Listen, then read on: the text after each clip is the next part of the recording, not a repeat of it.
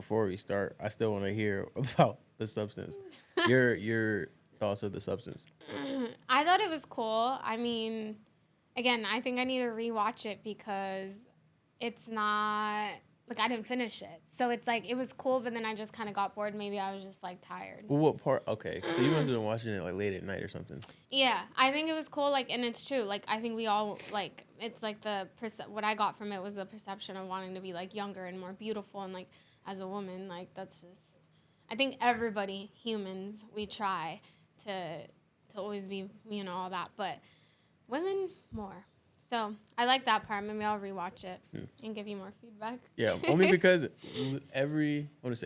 most women that have seen it, they all say the same thing. They're like, "Oh, I hated it. I didn't like it." And I'm like, "Why?" Like, I want to know because obviously, like the take on it, I know you guys would be a lot more impacted by it, like the message itself. So it just from your perspective, what was your perspective on it as a man? Like a couple different angles. The three that I can think of right now, what made me like laugh but also feel really bad was that guy that would always tell her how beautiful he always thought she looked, but at the same time how oblivious he was to how she actually feels about herself.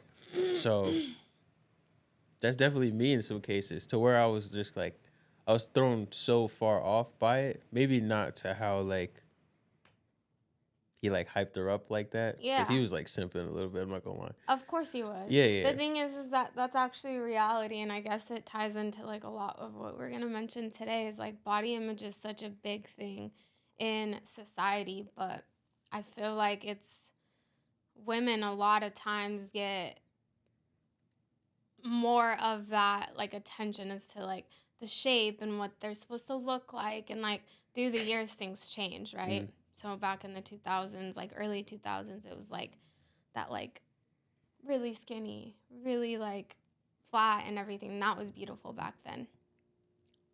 Like last year, that wasn't the case. It was quite the opposite. Only a year ago?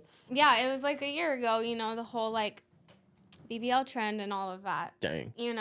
But what's now, in your opinion? I think that from what I've seen, they're going back to the really skinny like collarbones and all of that, and like in Hollywood. And I'm saying like a lot of these people do push these images, starting with those people that we kind of look up to in a sense as women and just as a society. I feel like they if they get BBLs and people are like, oh, that's what's beautiful, let me get BBLs. If they start losing weight and taking out the filler and taking out all the things, then that becomes a new beautiful. So I'm going to say that I think it's reverting back to the early 2000s. Okay. From what I've seen, a lot of artists are leaning out more and just like creating this false image of what should be beautiful. From the realistic message, I guess, from the substance, how do you, I wouldn't say how you deal with yourself, but just like, obviously, you're an attractive woman. You probably Thank you. have your DMs probably are flooded. How do you deal with that? That's an assumption. I would say it's actually not like that. Like, I mean, I wouldn't say like, no, I don't get any messages, but it's not like flooded like you would think. I think a lot of people these days just kind of write in general, whoever, but like, I don't know. How do you deal with that? I just, thank you. Like, I heart it. That's it. I don't know you. You know what I mean? Like the messages I do get, like you're beautiful or whatever. Thank you. Let me, I guess, go a little bit further then. How do you deal with maybe you're not feeling the type of comments that you may get from men? Like if a guy is like, I wouldn't want to say like drooling, but maybe he's just giving you compliments. He actually thinks you're very beautiful. He thinks you're gorgeous, but you're just not feeling that. How does that make you feel in those moments? Okay, that's deep. So, I mean, I think I have days where I am feeling myself and I'm like, that's right. I'm glad you know. You know what I mean? Like, thank you. Hair flip. Some days when I don't, I'm like, thanks. Like, maybe I'm not feeling it in that day, but I can know myself enough to know it's not my day today. Okay. But it's not like I go like long times where I'm not feeling it. Thank goodness, because I know a lot of people struggle with that. But I think that through the years I've learned to love myself even through the times where I don't really feel like myself. I'll go sometimes where I'm like, not feeling it at all. Nothing. Not my hair, not like no outfit. Like I don't feel like getting ready. I feel like I need to be like going harder in the gym, or I'm not eating good. Like, you know, you just don't feel like your best self. That's okay, but I don't stay in that for too long, thankfully. Good. Yeah. Good job. Thank you. Because like I asked that only because the another angle that I saw the movie from was like being an artistic person.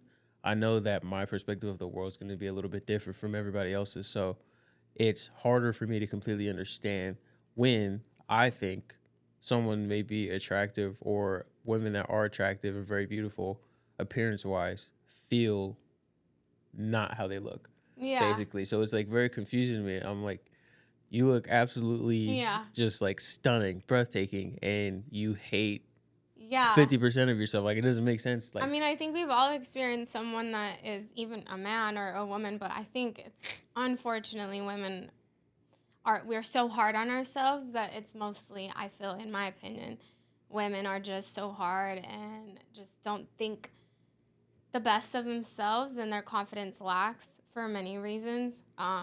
Maybe, like I said, social media, what they see, maybe a past relationship, how they grew up, bullying in school. Like, so many things could just play a part of someone's confidence. But I feel like, you know, it's like one of those things where you have to like choose how to handle those days. Like, you have to be like, you know, like I said, I don't stay in those moments, because if you do, then that's just what you're going to program your brain to feel, you know, like I'm not good enough, I don't feel beautiful enough, you're comparing, you're all these things. And it's like we've seen women that don't feel so confident, and you're like, wait, you are so gorgeous, like you are beautiful. But unfortunately, we don't see ourselves through sometimes the lens that other people see us, because we nitpick everything. I actually saw somebody make a video and they said something, and I was like, wow, like it really stuck with me. We were not meant to see ourselves as much as we see ourselves now. Very true. Social media, mirrors, our phones, cameras, all these things. And it's like back, you know, a lot of years later or before, it's like people saw themselves through a reflection of water. They didn't have mirrors, you know? So now we see these cameras, these iPhones have the worst. Like, I take pictures sometimes and I'm like, girl, what is this? But I look in the mirror and I'm like, okay, like, you ain't that bad, you know? It's the inverted. Yeah, you can't It's look so at yourself bad. inverted. We were not meant to see each other or see ourselves this much. That just leaves so much room for us to judge every little part of everything. But people don't see you like that. People see you as a whole. That's very true. And true. You are beautiful as a whole. Nobody's looking at this nitpicking like we do. At all. That's something that I've noticed a lot more recently. I've noticed that, obviously, I'm a person that carries a camera, so whenever I take pictures of women, I usually ask, like, what's your good side? I know that means a lot to them. Yeah. You know, I'm not going to take a picture of your bad side. That is crazy. I have to. Like, it's just one, I have to make sure, one, that you're having a good time while I'm doing my work as well. You know, like, I want it to be like a fun event kind of deal. Yeah. But at the same time, it matters more that you also love what I'm taking. Right. So it has to be something that you already like. How do you want your hair? How do you want to pose? What are, like, you know, the angles? What do you not want showing? I need to know all of that so you enjoy how you also look. Good for you. So I know a lot of that people part. don't know that. Well, yeah, maybe you've been trained. Clearly, because girls are like, that's not I'm also nitpicky too, not about myself, just details in general, because your work. Oh, exactly, because I'm a creative. So I think it helps that I know what you as women look for in photos and whatnot. But that's just the photo side of it. After that and outside of it, when I hear like the extra nitpicky stuff, that's where I'm like, oh my goodness, it's still going. Like, you know, like that's the part that I wouldn't say scares me, because it's stuff that I want to think about myself, you know. So it's just a lot of men don't. Yeah, just like learning about that now, being more mindful of it. I'm going back to social media again. It's such a beautiful tool, but I think it's just messed up our perception of reality so much. Even back, like I said, referring back to the early 2000s where it was a different beauty standard than now.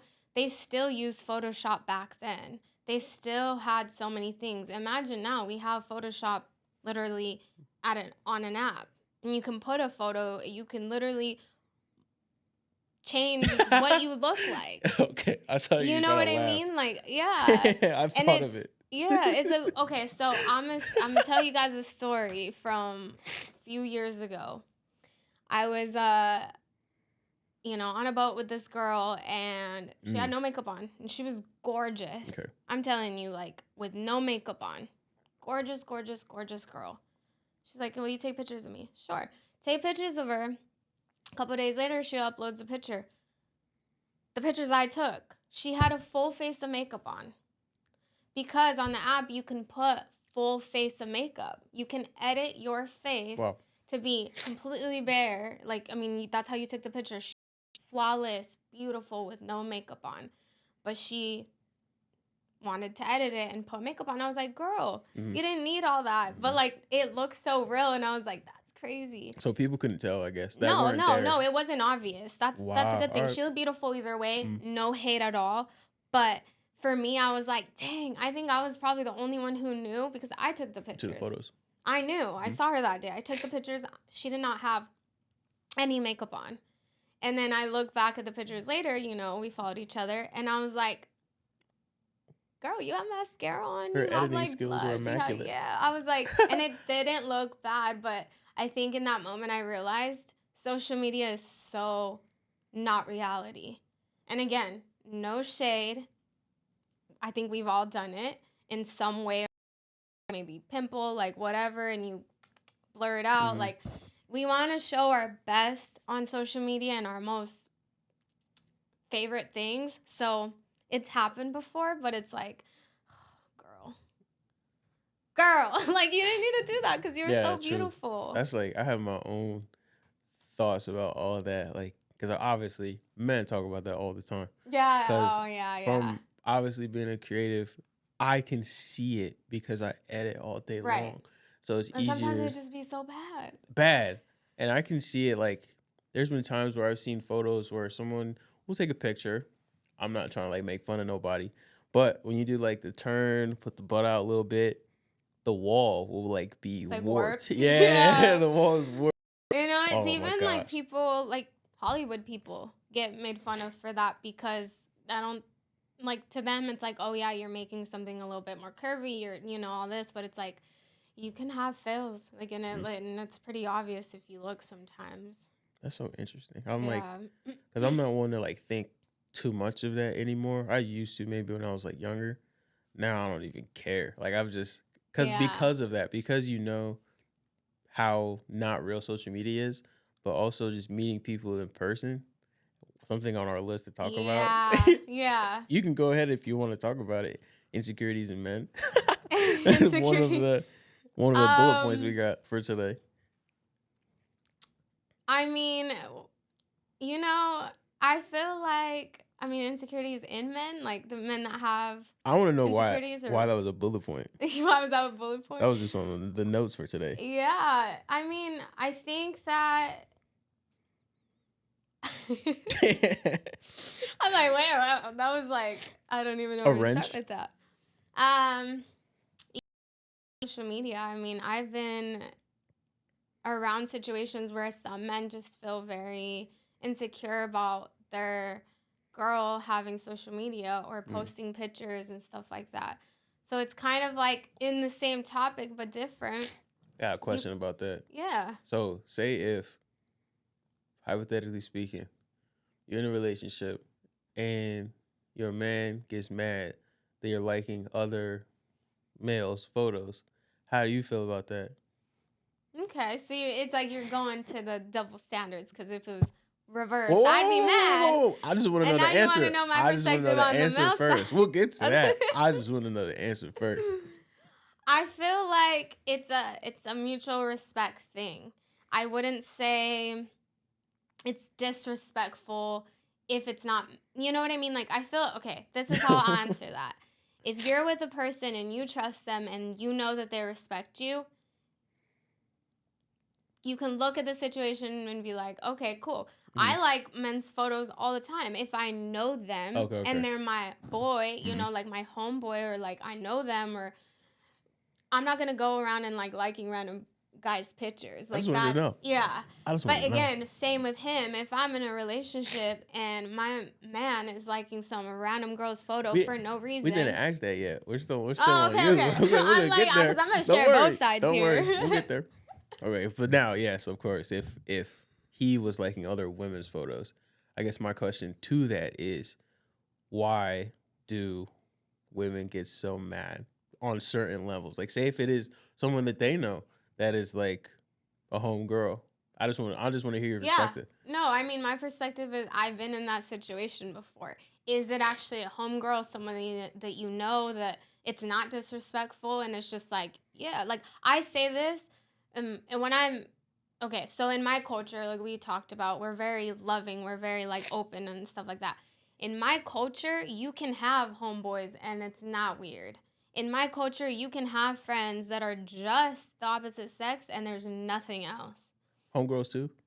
Homegirls can have, yeah, that's what I'm saying. Like, vice versa. Like, my man can have girlfriends in my country, in Colombia. That is normal. Okay. As an example, my cousin has a girl best friend.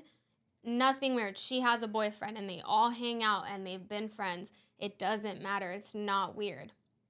Right? But I don't feel like here in this culture, it's as accepted. And it's always a culture shock when I go back home because I grew up here, but I do know that I have two sides that I'm like, sometimes like, whoa, like it's a huge thing. And it's not weird. My cousin and his friend, that's a girl, can go to coffee, can go to dinner, can go to whatever, and it's not weird. The boyfriend doesn't care because there's mutual trust. And I've talked to them about that. That's I'm like, crazy. In America, you do that, and that's like, yeah, it's impossible. That's that's unacceptable because why would you? You're in a relationship. That's so disrespectful. To me, it's like case by case, because I do feel like sometimes best friends do catch feelings or cross boundaries. But in this case, it's like you have to have trust for your person, point blank. And I've always stood by that because I do have best friends that are male. And if someone comes into my life and has a problem with that, that's a hard no for me. Because you just met me and I've known these people for a long time. And if I wanted to be with them, I would be with them. Can I flip it? Yeah, please. Hit it in reverse. Can I flip it? All right. So, like you said, say if he's known someone for, like 5 to 8 years. And he's told you it's a hard no if you don't get along with her. How do you feel? Would you respect it because like you somewhat understand, or you're just like, why? So you're saying if my man knew somebody for 8 years and if I didn't get along with her, then it would be a problem? Be a hard no for him too. Yeah. How you? I mean, you know, I'm not gonna lie and say like I'm saying that it wouldn't be the easiest thing, just because I feel like it is like an insecurity thing sometimes that happens because you don't know the other person, you don't know their level of respect or whatever, but like if I'm demanding that in my situation, if I'm like, this is like what I need, I should be able to give that too. And it might be hard, don't get me wrong. I wouldn't say, because at the end of the day, I am Latina, I'm a little bit fiery, you know, I'm a little bit, I might give my man a little bit of hard time, but at the end of the day, what do I look like? Not following what I'm like, you know, Gotcha. What I'm saying. That's like, that I'm a hypocrite at that point, and I don't want to be that. Good. Let's give it up. Let's give it up for Danny. Yeah, there we go. But but to be fair, I haven't been put in that position yet. So take the clap back. Yeah. No. I have not been put in that position yet. But from what I'm saying, like, that's real. Like, yeah, what do I look like saying I have a guy best friend, deal with it, and then he comes and he has a childhood best friend that's a girl, and I'm like, no. Yeah, you're like, no. Like, come on. That's not realistic. We got to be like adults, you know? I have, because you're like taking me back in a crazy way because I've had a handful of bad situations to where Oh, uh-oh. bad situations. I'm not gonna expose nobody. Wait, I need some tea. Need some tea? That was another bullet point because we were going into relationships. But so where I'm from, obviously, like we talked about it last time, things were like similar, where just like friendships were super close. Yeah. You could do whatever with anybody and be cool. Obviously now I'm not there no more. A lot of people like grew up. Yeah. A lot of that friend group started to intertwine, and I was like, it happens though. And I know it because happens. We're humans, and I've always said that. I know. Am I oblivious to the fact that that could happen? No. I'm not saying. We're human. I'm not saying that was like it was a surprise to me. Yeah. You're like, wait, we're all that's what friends. I'm saying. Because I was like, now I'm like, okay, I can't talk to so and so because she dated him and he don't want her around all the, it's like yeah. It gets a little. So that tricky. is like that's like the drama problem that was so new to me because I obviously looked at my hometown as like very high, so I just had to kind of humble myself as well and be like, that place isn't perfect. I just saw it as like a great place at one point in time. So now, obviously, coming over here, crazy culture shock, especially high school is different. And the older I get, because I went to private school, the older I get, I realize how people that also went to public school, even though it may be dangerous in some places, they call it a jungle, private school is like that on crack. That's what I was going to say. I've heard, and you would think it's quite the opposite because it's private, right? I've heard that y'all really had a fun time. So I wouldn't say y'all as in everybody because there's people that are there. There's people. I've heard stories. See, and that's the thing. Like those stories don't get out as far because it's private. The whole point of, and that hopefully nobody comes for me after this. Well, I guess what people don't know, most private schools, obviously, there are a lot of things that can happen, but they're not going to fly around the town like that because they know how to keep certain things under wraps. But from a parental standpoint, parents that are paying that money will probably never know the amount of stuff that goes on. That's what I always thought. I'm like, wait, how is it that all of that is happening? Private school. Like, if your parents are paying money for you to be there, a lot of it, and y'all are just wilding out like that. Yeah. People be wild. That's crazy. Like I just remember leaving Maryland, and of course hearing all the different stories from my friends that were going to public school. Like, so and so got jumped today. Oh, they were doing this in the bathroom, or whatever. Yeah. Craziness. Oh, school is so crazy these days too. Now switch to public school. I'm probably gonna air out a lot of stuff, but there's just a lot of things that are going on behind closed doors that you would never know that are going on behind closed doors. Yeah. Speaking of that topic, relating that to relationships, that's what I was thinking of. Is there's a lot of relationships that I've definitely seen when I came to college with maybe people seeming happy in public without knowing what's going on behind closed doors. And there's one of those two people is a very different person behind closed doors. Yeah. My question to you is, have you ever experienced anything like that, or seen maybe even like a friend that is in a situation like that where you're probably telling the guy or the girl like, you need to leave? Have you ever been in a situation like that? I personally have not been in a situation like that. Not that I've had perfect relationships. That's not what I mean by that. But what comes to mind when you ask that, I've had a friend and she painted this beautiful picture on social media about her relationship and about the feminine and masculine energy and how great that dynamic is, and which I do agree, but knowing, because I was so close to her, that that's not the reality in her home. It was not it at all. It was quite the opposite. She was playing the feminine role and he was playing she was playing the masculine and he was playing the masculine. Oh. Because it was like just different dynamics, but she played it different on social media. So for everybody else, but like I was around, she confided in me and all that, so I knew what was actually going on. I think that can be a thing that happens often people don't want to share on social media the real thing. But yeah, so I've seen it, and I'm like, girl, I talk to you every day. That's quite the opposite. Your man is not leading like a masculine man to put you in your feminine. Instead, he's bringing out the masculine in you. So I've seen it, and I think what it is like us humans, we don't really like to tell people the truth sometimes because it's hard. That's rare. Maybe it makes it too real for us to accept. You know, you'd rather mask it. That's crazy. Yeah. Because that's like, say that last part one more time. Because like, oh my God. Crazy. It's hard to accept because I feel like we would rather just like mask it, you know? If you say it out loud, it becomes too real.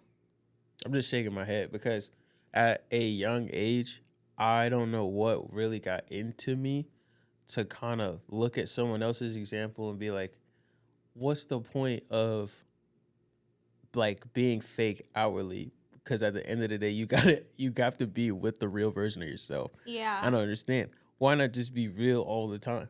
And so since then, I was like that. But then now seeing, I'm not trying to say I'm perfect, but seeing other people being able to see that mask sometimes is the scariest thing for me. Because now I know, obviously, the older that we get, it's not the easiest thing to talk to someone about that. Yeah, because they're probably insecure about it. Yeah. And you can get hurt. Yeah. Like I didn't know that someone will go to the craziest extremes if you try to either out them, confront them, or just talk to them about how they hold their mask. Did not know about it till I came to Florida. Yeah.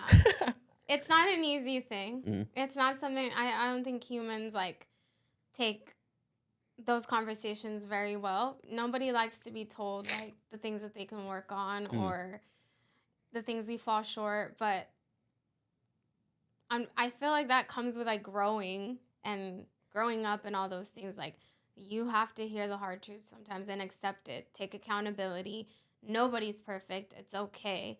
And half the time, if you just take that like responsibility for yourself, that opens up more of a door for people to understand and to just be like, okay, they're willing to change. They're putting in effort. But if you just let ego just take its course and just, I'm perfect and there's nothing wrong with me, like, you're going to stay there. I have a question. Okay. And don't answer it from like your point of view. Answer it from more of like an opinionated angle. Okay. Why do you think, this is just from curiosity, obviously there are men out there that may not want to ever be held accountable by either them doing people wrong, them having a crazy ego or whatever. You know, they're good at gaslighting, deflecting. How come, in your opinion, some women are attracted to that? Do you think we're actually attracted to that? It's a real question. Okay. Because there are real relationships happening in that dynamic. Yes. I don't think, and I don't agree that they might be attracted to that. I would like to think. If we look at it from that perspective, I don't think they are attracted to that. It's a negative thing. Why would you be attracted to it? However, I will say that when you are in a relationship like that, it's almost just like a mind game. And then, you know, guys or people, because women could do the same thing. It's not just a men thing. Women and men can just switch a situation so much to turn it around almost and blame you so you feel guilty. And so then you're just looking at the person and just thinking the best in them, regardless of what they're doing literally to your face. And you're like, wait, because you're almost like in your head caught up in the idea of them and what they could be or what they once were at some point. I don't think they're attracted to that, personally. Okay. Yeah, I feel like it's just easy to sometimes be caught up in those toxic relationships and situations when you're thinking, because you clearly like the person. You like them for a reason. They clearly didn't show themselves to be that way at the beginning. Sometimes we hold on to stuff like that. Like, oh, it's not their day. They don't mean it like that. Maybe I'm the problem.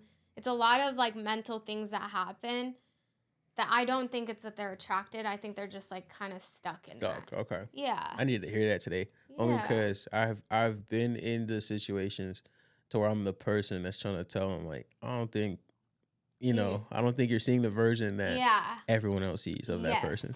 To where it's been the question of like, there's something that they're holding on to that is probably stronger than good advice, right? Exactly. Yeah. And they try to like justify it. They try to paint a different picture. When you're on the outside, you can look at the full picture and say, he's a narcissist. He's ego driven. He's treating you poorly. Like, you can think more like straight to what it is. But when you're in the relationship, I feel like everything, emotions, like it really is hard leaving someone that you care for, right? Because you look at probably their best version. They do love me. They do want to be with me, but the whole time they're tearing you down and making you feel like you're less. Like, honestly, another video I heard the other day. When you come into a relationship and you're the one that has like the brightness and the sunshine in the relationship, you come into a relationship and the person doesn't have that, which is, everybody's personality is different. At some point, they're going to take and take and take and take, and your light is going to be dimmer and dimmer and dimmer. If you look at relationships that start that way, how the version of you that started with sunshine, being happy, positive, and just like radiating this positivity, at some point, that's just going to be so dim because that other person is taking and taking and taking and taking and feeding their negative energy into you. So to me, it could be like an ignorant comment. That sounds like getting into a relationship with someone that may not have like the sunshine that you were talking about, how would I feel like a villain today. How would, as a woman, I guess, what do women look out for, or what should women look out for when they're actually, looking for a man in general, especially in like their mid-20s and whatnot? Like, what should they look out for? A lot of things, but I think on that same topic, find someone that builds you up. Like, if you are that happy, easygoing, adventurous person, find someone that feeds that side of you. Find someone that loves that side of you, that will be adventurous with you, that will look at you and love when you are your happiest. Find someone that feeds that. Otherwise, they are going to take away from that. That's what I would say, is find someone that adds to all of it. Now, nobody's perfect and no one's going to be into the same things that you are, but find someone who's okay with you doing your own hobbies and your own things, and you guys could do something together too. Like, a man that doesn't dance, cool, but your woman likes dancing and you're going to hype her up when she's dancing and you're going to love that she's dancing. There's nothing wrong with that, but someone who's going to be like judging you when you're dancing or judging you when you are being funny and loud and meeting people, like, I've been in situations like that where people make you feel like you're too much. Like, even I've dated men before where they're like, you're too friendly. You're too friendly. And I'm like, I'm too friendly? What is that supposed to mean? And they take it, going back to the insecurity in men, that's one of them. Too friendly, because if it was a woman or if it was a man, I would probably treat him the same way. But you're mad because I'm talking to a man and your little ego is getting hurt, or your insecurities are being stirred up a little bit. Don't get with a baddie if you don't know how to like handle it. You know what I mean? Like, that's my biggest thing. No, like I'm saying, like you got with the baddie at first and you were like all over it, but the moment, your little ego hurts, you're like, oh no, like, you're being too much, you're being too friendly. I don't like you posting this picture. Why would you go to the beach in that swimming suit? Like, things like that. It's like, wait, but when you first were interested, that wasn't a problem. It's kind of like, don't get with someone if you don't like what comes with it, That makes perfect sense. That makes sense. And it could be Not me getting hot. Or is it just like a hot day? I'm No, over here you're like, good. Because at first, obviously, I'm listening, but then you started getting into it. yeah, I know. I'm like passionate There was about that like because deep it's like emotion behind that. it happens not only, and I'm not speaking from just my perspective. I've seen it in so many of like mutual people's that I know, like their relationships, and I'm like, why are you mad? Mhm. If anything, be excited. Like that's mine. That's my woman. You know what I mean? Instead of being insecure. I know what you mean. Yeah. I'm just thinking of questions because okay, so you might not know obviously because you've only seen me in this setting and then obviously with like JE and roller skating. During the day when I'm at the gym, I'm a troll. I'm a villain. I'm a troll. Oh, I I know. like to mess with people. I can tell. They like it to a certain extent. Like say if like I was at the combine all last week. And so of course we getting text messages left and right like, oh, like kind of miss you, Nas, you know, like the energy's different. But when I get back, it's like, dang it, Nas, just being annoying again. Like, stop, Nas. But I purposely mess with people sometimes. 'Cause I think it's funny. But I say that because like all the questions that I'm thinking of like counter questions to what you're saying.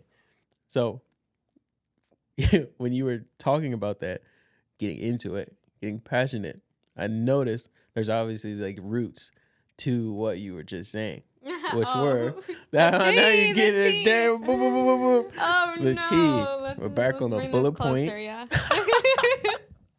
You already know. Oh, it's getting hot. Now, Let me drink some water. I'm gonna cross my legs and get comfortable. I guess we have a tea time story. Not too much tea, because I do Not like too to much be a tea. little bit private. Got you. Of course. But knowledge, I feel like every Yeah. lesson brings knowledge, and I would love to Yeah, share my 2 cents. Yes, I would love to hear 2 cents about some or a breakup story that was on the bullet point that we were going to talk about today. I have no clue what it's about. Okay. So, I don't know. Ask me what you mean by that. So on the bullet point, it said heartbreak story. ... T. Heartbreak story. Yeah. Tea. Mm-hmm. It was. Oh yeah. I mean, Don't spill all of it. I think it all ties to the same kind of thing that we've talked about. Okay. Insecurities and people, like the mask thing that you were talking about, people showing themselves to be something that they're not. And then kind of switching it on you, and then you feel like the bad person. Okay. So I have been in relationships like that, one in particular. And I think that the biggest lesson behind that is like leave people where they should be. Don't like we said 5 seconds ago, like don't try to justify them or find reasons to stay when someone's already showed you everything you need to see. Everything. It's a hard pill to swallow, but you gotta leave them there. If not, then you're just end up playing yourself, really. You gotta, my mom always said this since I can remember. Probably I was like too young, but she just said it, and it always stuck with me. You gotta love yourself a little bit more, like, than anybody, always, right? And men will only go as far as you let them. That's the biggest thing. Men will only go as far as you let them. So. Dang. I feel like you now, when you're trying to figure it out until the day it hits you. Now I got to think about that. Dang. Yeah. Men will only, I think people, but my mom was telling me from a woman's perspective. Men will only go as far as you let them. People will only go as far as you let them. I'm starting to get it slowly. It's like the gears are He's turning. like, wait a minute, what does that mean? Yeah, I got Men will only go as far as you let them, as far as for the disrespect. Oh, okay. Okay. I'm thinking of heroic stuff. No, just like literally as far as you disrespect, tolerating stuff, whatever you tolerate, they will only go as far as you let them. Why? Because once you draw those boundaries, you either let them pass them or you don't. And if you let them pass those boundaries, they're going to continue to do it. And then where are you in that situation? You let them go as far as doing that. Because if you draw the boundaries and you say, no, I'm not okay with that, I don't like that, point blank. This isn't something we're negotiating on. This isn't, no. Yeah, it's a boundary. Yeah. And that's like, so I've been somewhat going to therapy recently, and I've just learned about what an actual boundary is, and like to actually fully comprehend what an actual respectable boundary is. What is it? I would love to know what you learned. By definition, I Yes. can't explain that. But I just Your know definition, though, what my you definition is if there's something that I set in place or I tell you to respect, and you either disregard how I feel about it, you are crossing that boundary. So, Yes. Point blank. Yes, point blank, period. And the way that I grew up for the longest time, I couldn't tell, I guess, that it was disrespect because of how so used to it I was, basically. Yeah. So it just became something that I'm kind of just like shrugging my shoulders about. It was more of like, it doesn't really matter how I feel about something because it's not going to be valued. I didn't know that that's something that you're not supposed to like believe or think. Yeah. You know what I mean? Until obviously later on. Yeah, like the older you get, people will like say stuff like, "You're gonna let them, talk to you like that?" Well, Like, and I'm hey, like, you right? "Well, they haven't like put their hands on me, or like exactly." So now, fully understanding what that is, it sounds crazy to say at the age of 25, but you can now scope everybody that either doesn't care about your boundaries, doesn't respect boundaries whatsoever, like how they see you, like everything. So my question is, in situations like that, when you're maybe in a relationship where someone is not respecting your boundaries, how hard is that going forward? Like because obviously you've probably been in heartbreak situations, or you've been in situations where you're in a relationship, maybe someone is not treating you well to where you don't feel as good about yourself. How hard is that going forward? And what are some things that you've done for yourself to just like feel like you again? It's a big question. That is where do I even start with that? I think it's been some years since I felt like that, thankfully. So it takes Thank a God. lot. Yeah, like I can speak from a perspective of how I am now. This version of me right now is not the version of me, like 7 years ago, 8 years ago, when I was maybe in those type of relationships. Right now, thankfully, I'm not. So I feel like it's like trials that happen in your life that teach you to be who you are. So in that moment, I wasn't, and I look back and I'm like, I just want to give that version of me the biggest hug, because she did not stand on business the way she should have. Now me, thankfully, I've learned those lessons. I feel like it hasn't been once or twice. It's been a couple of times where it's just been like, I'm going to show you that same lesson. God's like, we're going to do this again. See, maybe if you can pick up on it this time, because girl, like, no.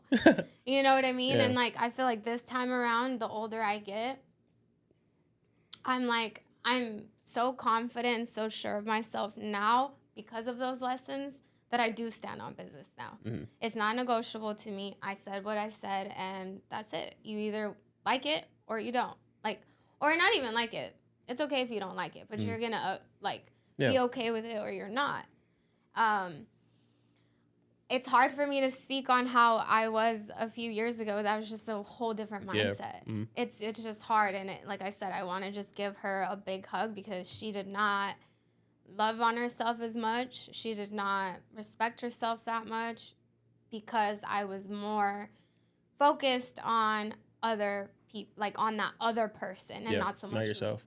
Because I know now that if I would have been more like centered on self-love and respect and all that, I wouldn't have put up with half the things. But it takes lessons and realizing and maturing, like, I'm not losing myself for somebody else. No.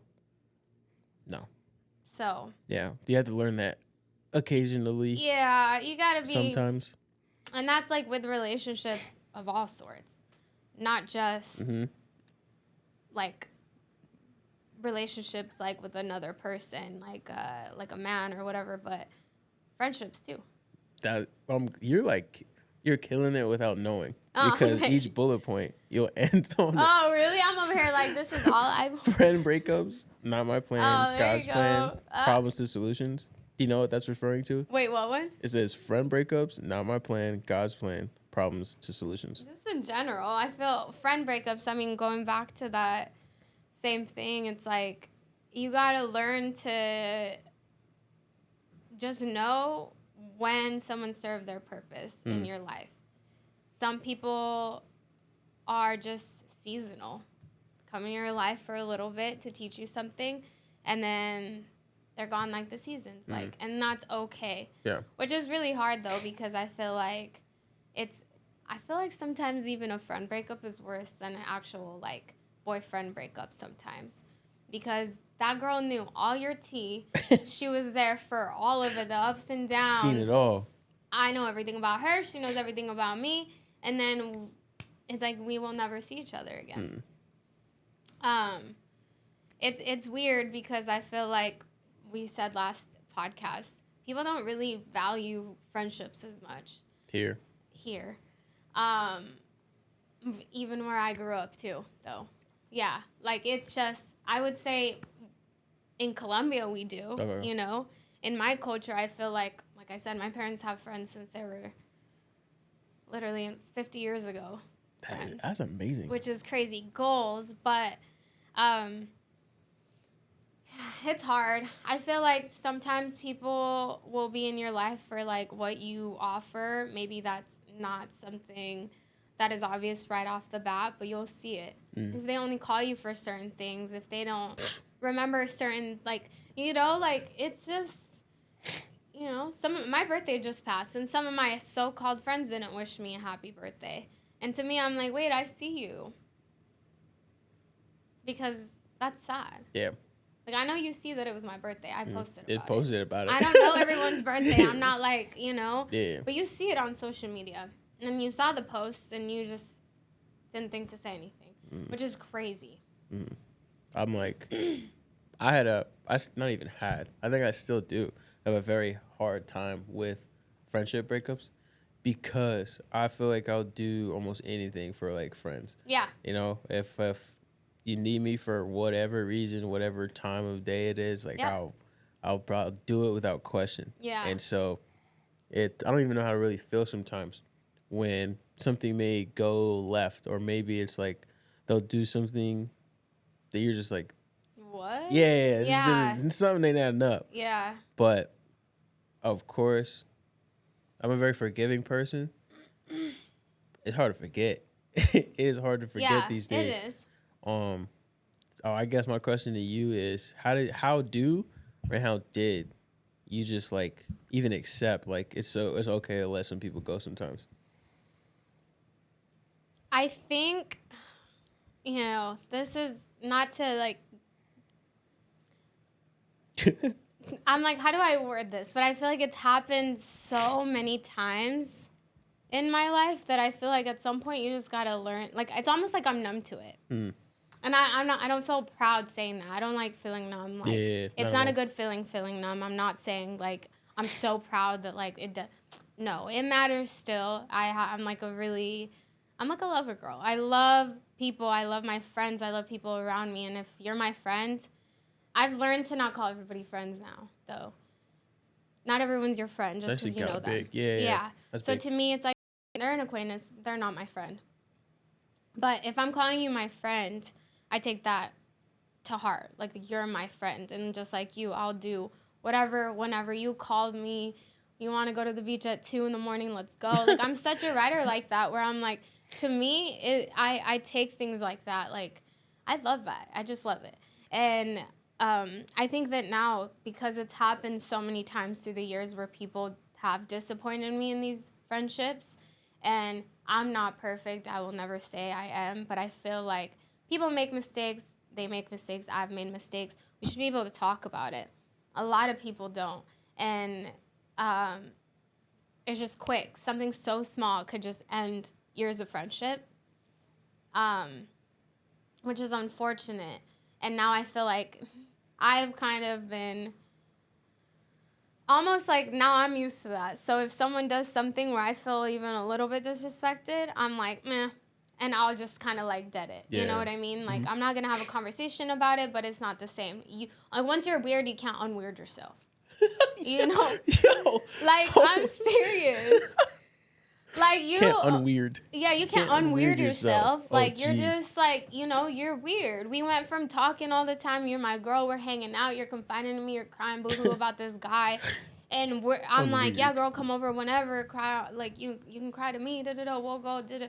And then, like, next, like, out of nowhere, you go MIA and we don't talk forever. You're weird. What happened? Why are you like that? You know? And to me, it's like, I'm not reaching out to you if you saw fit to not, like, reach out to me. And it's not even, like, a tick for tack thing. It's more so just, like, people will show you if you matter to them. And so I kind of pay attention. I'm like, I'm always there for people. I always check on them or whatever. If I'm not getting the same back and I feel like you're pulling away your energy, I will do it. I will do it, too. Because what am I going to do? Just, like, hey, girl, like, you haven't responded the last 3 texts. What are you doing today? I miss you. Like, no. I've learned to pull back my energy because I feel like the people who are meant to stay in your life will stay. So. Yeah, you can't force it. You can't force it. There's so many scriptures that are, like, popping up in my head. And Please share. I think there's scriptures about, like, a fig tree where I'm definitely going to butcher it. But I might look this up. Yeah, look it up. I can't butcher scripture. I'm not gonna sleep well if I butcher scripture. No, it's okay. It's hard to sometimes say it in your own words. So look it up. I would love to hear. There's one on the top of my head though. It's like, don't cast your pearls to swine. So like, they could be taken in so many different ways. Yeah. Like the way that But I love that about the Bible because I feel like you see it fit to where you're at in life, and I feel like it's up to like you really receive the message the way you're supposed to in a sense. That's probably the craziest thing because that's what lets people know how alive scripture actually is. Because it doesn't matter what point in time you are in life, it's always going to relate to something. Yeah. Here's one. So good. Oh, the friendship thing, yeah. And do you ever like Found it. Oh, you found it? Okay, I think so. It's Luke 13:7-9. So he said to the man who took care of the vineyard, "For 3 years now, I've been coming to look for fruit, but it's on the fig tree and haven't found any. Cut it down. Why should it use up the soil?" Sir, oh shoot, ad. The Bible app, it has those little website pop-ups. Yeah, the pop site. Yeah. 8. Sir, the man replied, "Leave it alone for 1 more year and dig around it and fertilize it. If it bears fruit next year, fine. If not, then cut it down." So you've obviously heard, don't water dead plants. Yes. Same deal. So it's just like there's so many That's literally different, what that reminds me of. I love that. That's a perfect scripture for that. So and there's like hundreds of them, thousands of them, basically. And you could relate it to so many different things. So many things. So the way that your job, with relationships, with family, I mean everything. That's the main one I'm thinking of. Because, but I mean, we're talking about friendships. Same thing. Don't water something that's literally already dead. And I think that now I've learned that. It's taken a while. Couple of years too long, but people will stay if they need to. You know, the ones that matter will stay. And unfortunately, like, not everyone is meant to stay. That's still hard for me. I think it's hard for me only because the type of person that I know that I guess was, and that's when I was like super, super little. Yeah. I was the type of person just to be like, oh, look, it's another kid. Let's have fun. That's who I was. But don't lose that. There's something really beautiful about that. Because I'm the same way. And I feel like the biggest compliment that I get sometimes is like, you're just always like smiling and friendly and you're nice to everybody. why would I come into a room and mean mug whoever's there? That's not my personality. Mm-hmm. My childlike personality, since I could remember, is being that spontaneous, hi, how are you, da-da-da, talking to everybody, smiling because I want to. And I feel like that's not something that you should change, because people, that's your personality. People will gravitate towards that. Some people won't like it. Trust me. Some people won't like it. So that's what I mean in this context with people, is that I had to learn, I wouldn't say quick, I just had to learn and accept that some people won't like that part about me, you know? So that is the hardest part. But that's okay. Yeah, that's fine. Because I'm like, I'll take some time to try to figure out, like, why doesn't that person like me? But I'll doesn't matter. Exactly. Yeah. I'll know that now. But I think what the hardest part was letting go of people that didn't also want to enjoy that, or didn't want to also, just being camaraderie or whatever, because they get jealous. Maybe. Not everybody's going to dig it. Not everybody's going to want to be around it. Some people, what I've learned too, will take almost offense to it. Like, why is this person so happy? Why is this person so positive? Why is this person full of light? Like, they get so mad because they wish that they could. Going all the way back to the insecure part. Yeah, like the insecure part. Gosh. They wish they could, and then guess what? The people that wish they could are the ones that are gonna feel like that is, they're gonna talk because they wish that's how they felt. That's what they can do, though. But they can, and I know that, but I'm not gonna be the one to tell them that, because it's not my business if you don't like it. I'm saying that's all they can do is talk. Yeah. Because that's all they're going to do about you, is they can't do it. And it took me, as of 2 years ago, I didn't fully understand that, because it's very psychological. Like, why is this person offended that I'm being authentically myself, and I'm just want to be happy? It's an insecurity, and they're putting it on you. Had no clue. Deflecting. I had no clue. Yeah. So of course they're gonna be upset that you are doing something they can't do, that they wish they could, and trust me, it's sad. It really is like that. It's sad, and I've seen it, and it's like it would hurt my feelings. I won't lie. Now I see it. I see it as almost just like such a compliment, and not even to be cocky or that girl. I would be mad too. Really? I would be mad too if I was in their shoes and I wasn't happy and confident and all these things that have took me years to get here. If I was them and I was bitter and I was mad and I was looking at someone in a negative way because they were where I wanted to be, I'd be mad too. I can't be mad. Like, that's my perspective on it. When I go somewhere and someone, I could just tell and I'm sure you can relate, their energy kind of changes when you walk into the room. Oh, yeah. Because they're like, they almost get like tense. Yeah. They get tense when you walk in because they're like, and then they just look at you. You know that feeling? To me, I'm like, that's okay. I see you. I understand. I'm not going to like outdo myself. I'm going to be who I am. At the end of the day, I've learned to realize that sometimes when you walk into a room, you shift people's energy. Oh, yeah. And it's not always going to be positive, but stick to the people who are with it, and that's it.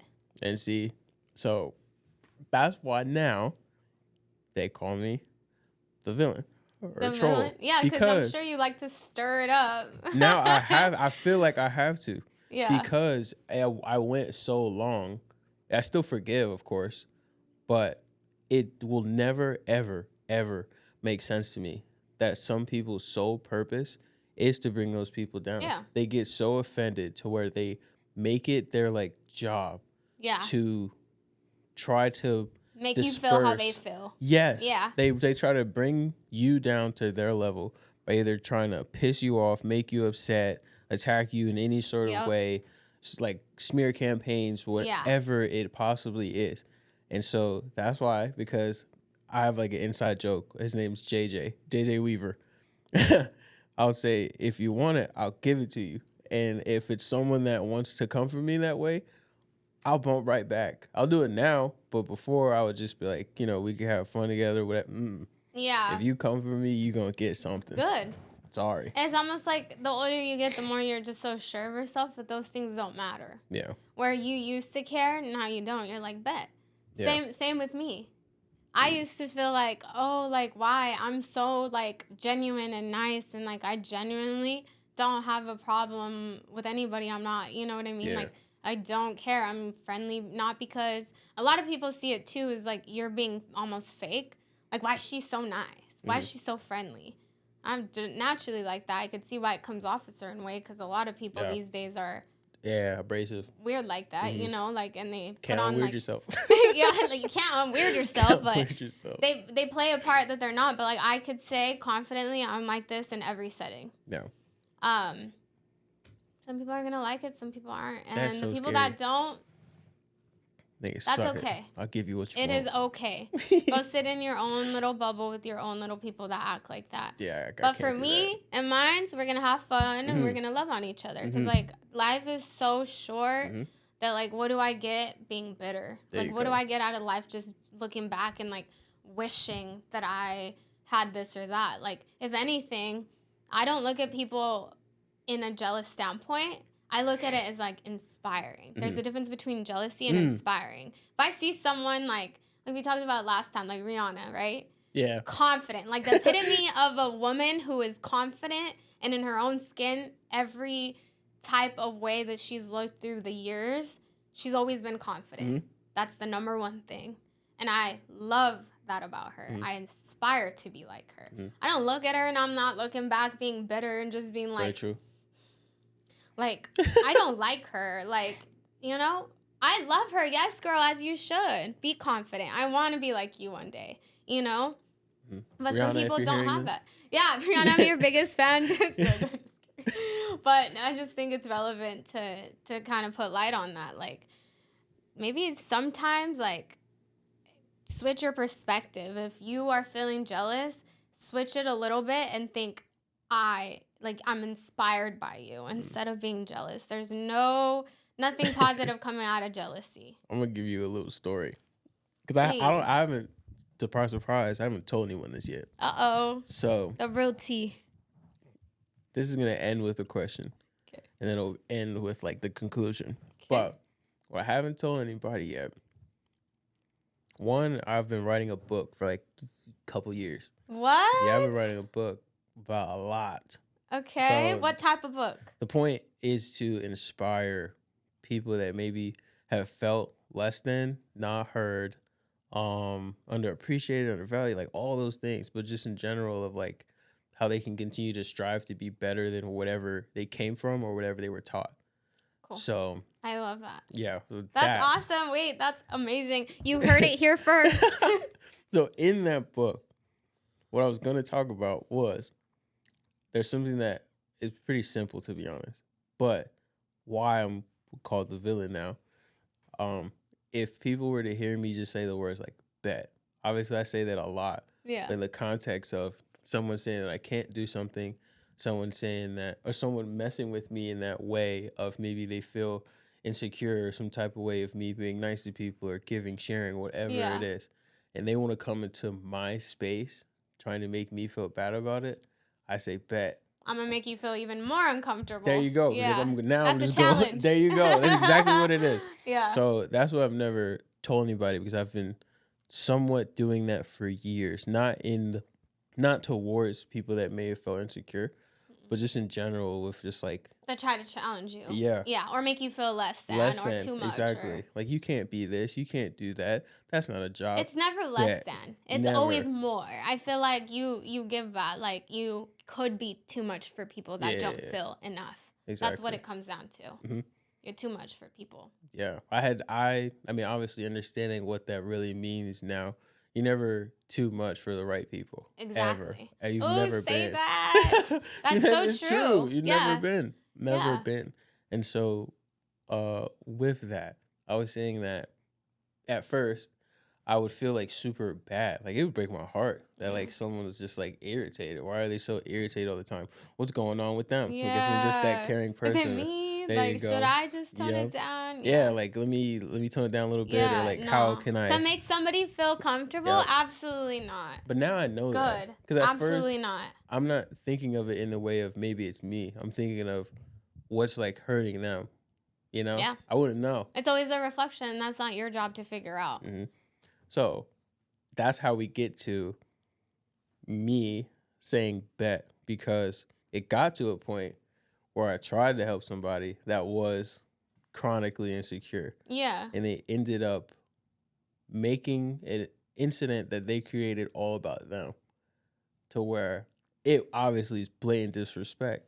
Me trying to help you, then you flip the situation to make it seem like I'm the one that's doing something to you. Yeah. Bet.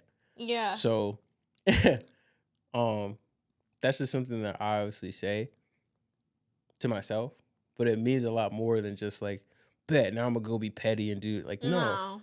I'm going to continue to be myself authentically, and make sure, one, that I don't take a step down from that. Right. I'm going to continue to be full on myself and just not look back. Yes. So and don't dim your light to make somebody else feel comfortable ever. Because that's when you start to lose yourself. That's when you start to like change who you are. I've been there before, trust me. And you're just like, wait, maybe I am too odd. Maybe I am too friendly. Maybe it does come off like I'm flirting because I'm talking to a man and I'm cracking jokes. Like, maybe I should, like, not walk into a room and talk to everybody. Maybe I should, all these things where you start to change. Yeah. Then I realized that's like my essence. Wait, that's how I was since I was little. What do I have no business changing that. That's how God made me. That's how I literally was born. And that's how that's how my culture is. Like, my literal DNA and everything is that. Yeah. Don't limit yourself at all for somebody else. Yeah. That doesn't even know who they are. No disrespect. Yeah. All disrespect, kind of. But yeah, because if they're judging you off of it, it's because they feel insecure about something. That's what I had to come to terms with. Like, it messed me up bad. I'm not gonna lie. It sucks. Realizing it completely, yeah, it's hard. It was like someone else doesn't know who they are, so they get mad that you do. Yeah. Right. Bet. Don't come over here with that negative energy. Like, I'll give you what you want. We all have battles. We all have things that we have to learn. Maybe they haven't gotten to their lessons yet, right? So I always try to also lead with that. Like, even though at the end of the day, this is my world, you're just living in it. That's how I kind of live my life. And I don't mean that in like a cocky way, but I mean like, because you cannot base your life off of like other people. It's you. It's you. At the end of the day, you matter. How you feel, you matter, right? But I always think, I'm like, it's not me. It's them. And whatever battles they're feeling, like, you got to, like, in a sense, like, love on them for that. But from back here, somewhere else. Like, the back of your mind, maybe. Like, you know what I mean? Like, you don't have to be there showing them the love, because I feel like that'll take away from you. But yeah, always know that people are going through their own battles, and I do feel bad, and I'm sorry that you feel like you need to kind of tone me down because you feel some type of way, but it ain't happening. Is there, I guess in your opinion, is there a cutoff of like age? Because obviously, like high school, it's obvious people may feel like that. They're still finding themselves. College, maybe in certain cases to a point, but now obviously in like the real world, is there a certain cutoff to where you're like, that man is 47 years old. He's, like, we're been there past that. Like, he should know this by now. Are there any personal cutoffs? You know what I mean? No? I think age is just a number. I do know that the frontal lobe does not, like, come together. And, like, I think at 25, it doesn't fully develop, which your brain, like, doop. So some of us, like... I feel like, some of us go through different life experiences at different times. So, like, unfortunately, we can look at it and say, yeah, like, he's 47. He should already know this. But maybe his life hasn't taught him that so far. I feel like with my life and how things have gone, the lessons that I learned at an early age through different circumstances. So I feel like everything in life is a circumstance. And unfortunately, some people don't get those lessons until later on, and then maybe they will learn at 47 or 32. I don't know. So. I'll be real for a minute then, and then of course I'll ask you the last final question. Yes. So this is gonna be like raw. Love that. I cut off my dad recently. Oof. That crazy to say, right? Oh man. But I'm not trying to say it for clout, and I'm trying to say it to look cool to anybody whatsoever. the reason I did that for now, it's not like a forever thing. It definitely can turn to be, unfortunately. But I just personally feel as if I'm like my space is being intruded. And so obviously learning boundaries and whatnot, it became way too clear to me, my therapist, people that are already telling me that like my boundaries are not being respected. So it made so much more sense of that. And of course, like other black men or people that are just like, like don't show your emotions, whatever. Like they're gonna say that stuff. Yeah. But that's the whole point. Like I'm aware of my emotions. I got stuff to do, and there's only certain type of energy that I want around me to protect my own peace. So Mm. there's already a way that I've been approached, I guess, or just been treated that was already bottom of the barrel disrespectful. Yeah. So that's already been forgiven. So now it's more of like after 20, 25 years, are you going to change? Nothing feels like it's changed. So it's like, Yeah. until then, I'm going to We continue to do, gotta yeah.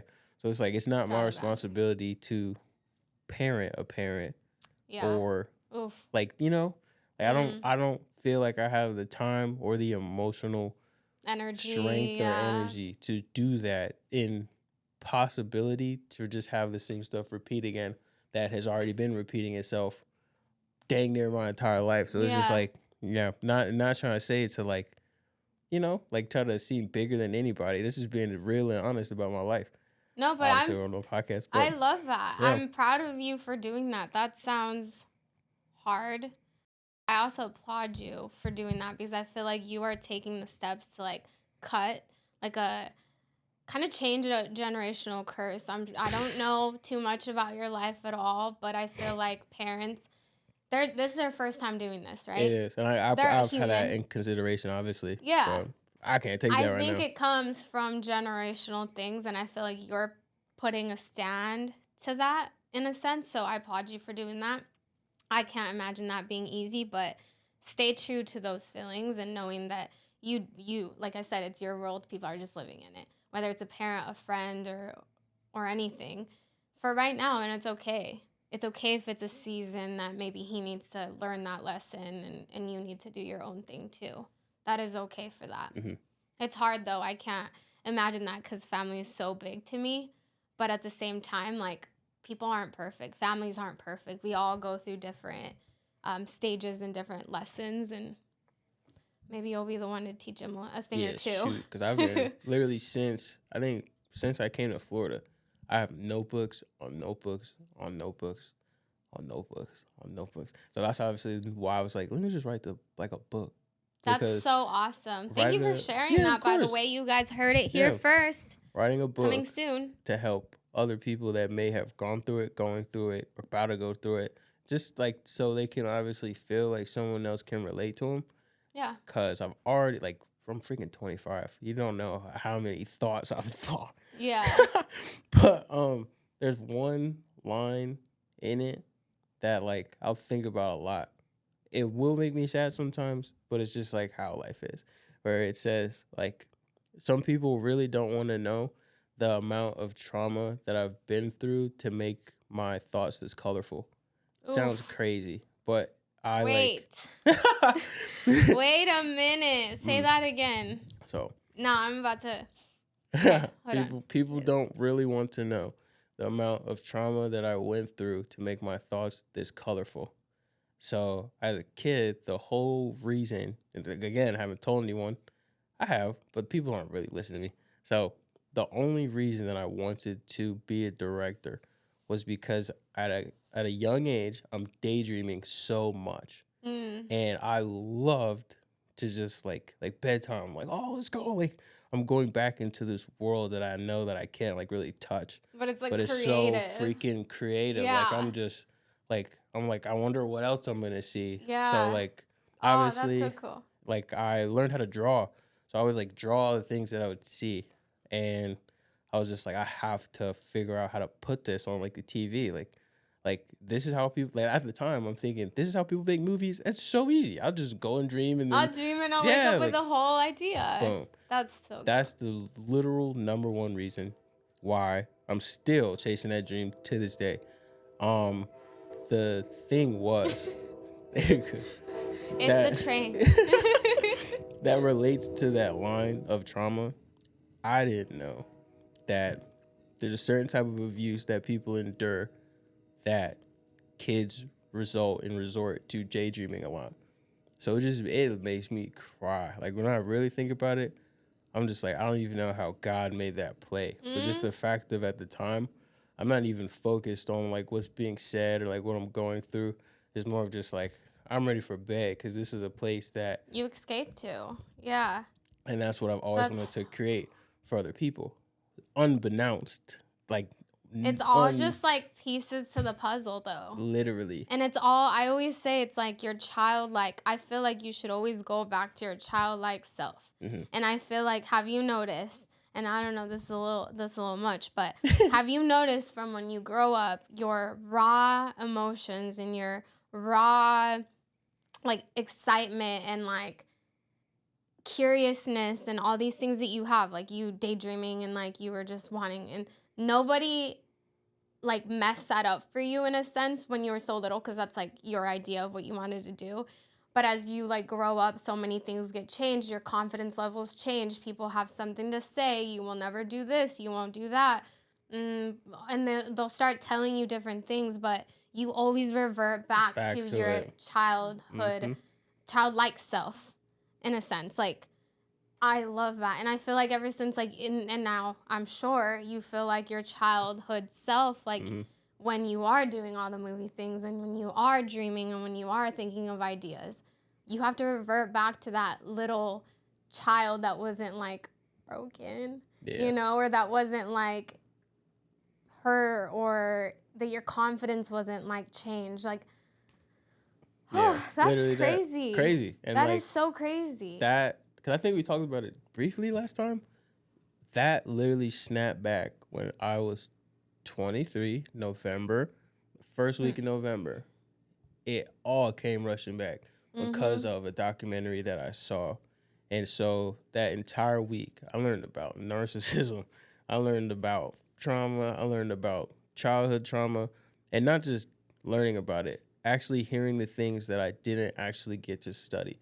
Because you don't go to school and study narcissism. That's something you got to learn on your own. Yeah. You can hear the word. Unless you go into psychology, but... Yeah, you can hear about the word, but until you go through it, you really understand what it is. Yeah. You know? So just like the whole week, I'm learning about it.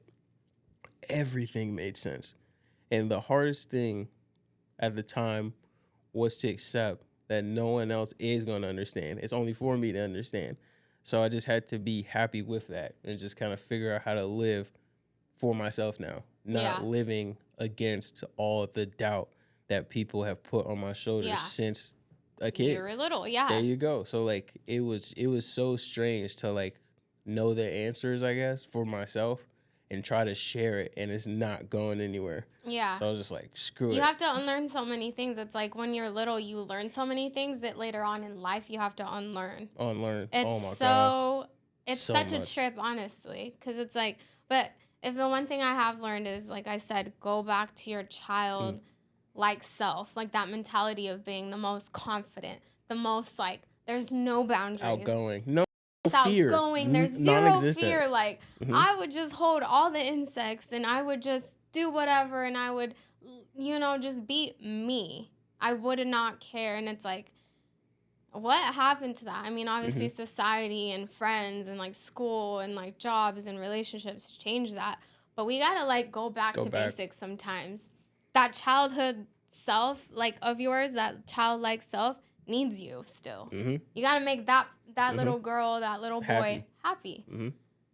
Crazy. I'm going to send you some links. Yeah, I love that. I love learning about all that stuff because it just makes sense. Then it just makes me think like you got to be so gentle to like the kids growing up. Like the things that happen to kids. Be more mindful. It will stick with you forever. Forever. Oh my gosh. I could go on and on about that. Yeah, I'm like, oh gosh. Childhood stuff is a lot.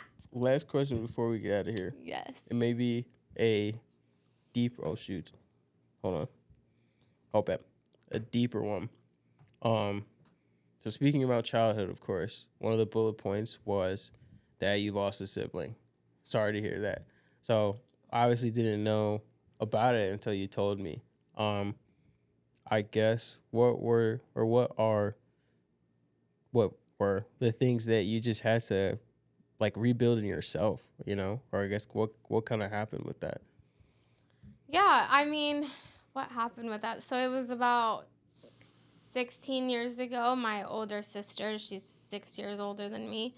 Um, talking back about how the early 2000s was such a different point of like body image, Mm. right? Like we mentioned earlier.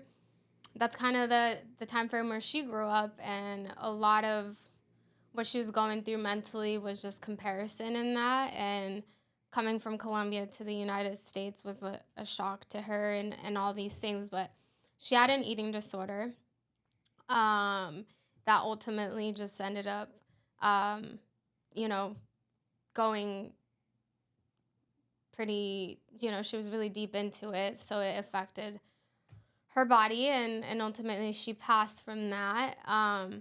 But I feel like, growing up, it was like that was my best friend, right? And from being two siblings to now just being me, I feel like I've learned to almost just be alone. Mm. When I didn't grow up that way, I always had somebody. And now I'm kind of just okay being alone. That's why, reverting back to like all the friendship stuff and all that, I've kind of lost my best friend ever, like the bestest friend I'll ever have. I don't think losing a friend impacts me just as, like, it will never impact me just as much. Got it. That makes sense. So I think maybe that, again, talking about that is like, maybe that's why that was one of the biggest lessons ever. It's made me who I am, as to why certain things just don't bother me as much as maybe they should. Because that was a hard thing. I was 13 when she passed, so it was like starting teenage years with having a big part of my life just being gone. So thank you for sharing that. Yeah. That was big. Thank you. Thank you for sharing that. I always try not to, like, I guess, emote whenever I'm hearing something so deep, because in my head I'm like, God dang, I can't like just say it. It's definitely a lot, but I feel like, look, grief is one of those things that comes in waves, and I always tell people this. One day I might be able to talk about it like this, with kind of just like, just being able to get through the conversation. Another day I might be like not even getting through the conversation, because even though it's been 16 years, it's actually getting harder. Grief is not something that gets better through the years, in my opinion. I feel like when I was younger, maybe I didn't grasp certain things as much as I do now. The older I get, the more I realize that, like, certain times in my life, I won't have her there for that, which makes the grief harder, because I'm like, oh my goodness, I didn't realize that when it first happened, but I'm realizing it now. Or certain things can trigger you more, as to like, oh, like, I remember this, I remember that, and then it's harder. But what I do know, and I guess, like, not to, like, I don't want this to be like, oh, like a sad thing. Obviously it is sad, but God has such a bigger plan than I can grasp. I don't know why. Sometimes we can be mad at God. Trust me, I've gone through my times where I'm like, this doesn't make sense at all. Like, I always tell people, if you know me, I speak about my sister, she was an angel. Literally an angel. Like, the most perfect human I've ever met. And I don't just say that because she's my sister. I genuinely feel like she was just amazing in every way. Everything I'm not, she was, okay? Beautiful, tall, just literally, like, beautiful eyes, big lips. I'm like, girl, where? Because my parents don't have lips. So I'm like, where'd you get those from? But she was artistic. She was studious. She was shy. Like, everything I'm not, that was my sister, which is so crazy. But I love that, because that's like what lives on. And I'm like, it's almost like she was too good to be here. In my eyes, I'm like, I don't know why God does these things. I don't know why God throws these huge lessons or things in your life where, I might not ever know, but I know that maybe it's molded who I am, and the type of person that I am, by something like that so big happening. And I think like the biggest lesson too is like knowing everybody's going through something. She didn't necessarily look like she was going through something, but she was. Yeah. But it's like, I think about that daily.